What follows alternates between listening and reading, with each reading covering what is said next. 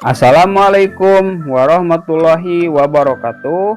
Nama saya Heli Rahmayandi, mahasiswa PPG UIN Maulana Malik Ibrahim, Malang, tahun 2022.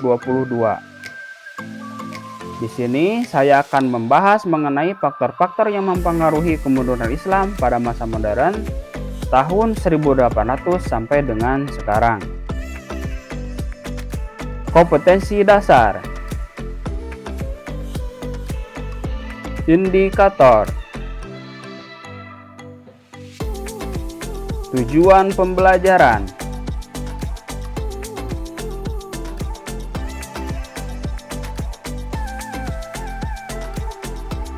Sekilas gambaran tentang capaian umat Islam. Istana Alhambra dengan gaya arsitektur yang indah adalah peninggalan Islam di kota Granada, Spanyol. Semangat jihad umat Islam yang begitu tinggi sehingga 200.000 pasukan Romawi tidak mampu mengalahkan pasukan Islam yang dipimpin oleh Khalid bin Walid dengan jumlah 5.000 orang. Ibnu Sina atau Avicenna dikenal sebagai bapak kedokteran dunia. Ilmuwan Islam Al-Khawarizmi juga mengembangkan ilmu matematika seperti aljabar, algoritma yang kita kenal hingga sekarang. Faktor-faktor yang mempengaruhi kemunduran umat Islam pada masa modern. Negara Islam yang lebih tertinggal baik dari sisi ekonomi maupun dalam bidang ilmu pengetahuan. Hal tersebut tentunya disebabkan oleh beberapa faktor berikut.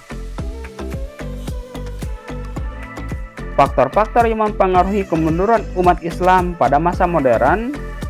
Yang pertama, faktor internal. Yang kedua, faktor eksternal. Yang ketiga, adanya imperialisme barat ke negara-negara Islam. Faktor internal. Syekh Amir Shakib Arselan mengungkapkan beberapa alasan mengapa umat Islam mundur dan umat lain maju. Yang pertama, semakin jauhnya umat Islam dari Al-Quran dan hadis. Akibatnya umat Islam terjerumus ke dalam perbuatan bid'ah, khurafat, tahayul, bahkan syirik. Yang kedua, terbelenggunya akal pikiran umat Islam sehingga hancurlah semangat jihad dan ijtihad. Akibatnya mulai timbul sikap memutlakan pendapat ulama yang kemudian menimbulkan taklid buta.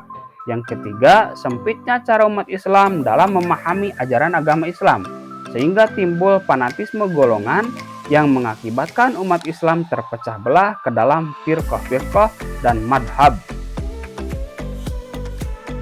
Yang keempat, karena umat Islam sudah tidak mempraktekkan ajaran Islam yang termuat dalam Al-Quran dan hadis. Padahal sumber pedoman hidup kita bahagia dunia dan akhirat.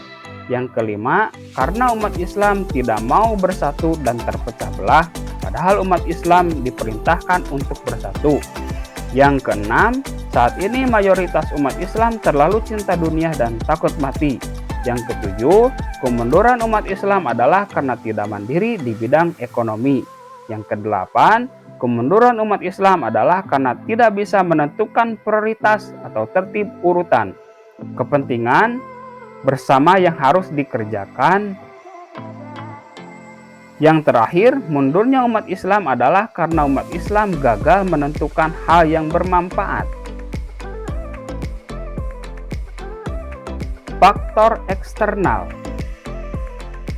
terbagi menjadi dua bagian. Yang pertama, terjadinya perang salib. Yang kedua, hancurnya Baghdad oleh tentara Mongol.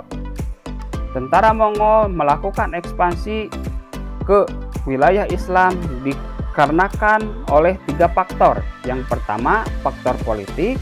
Yang kedua, faktor ekonomi. Yang ketiga, tabiat orang Mongol yang suka mengembara. Yang terakhir, adanya imperialisme barat ke negara-negara Islam.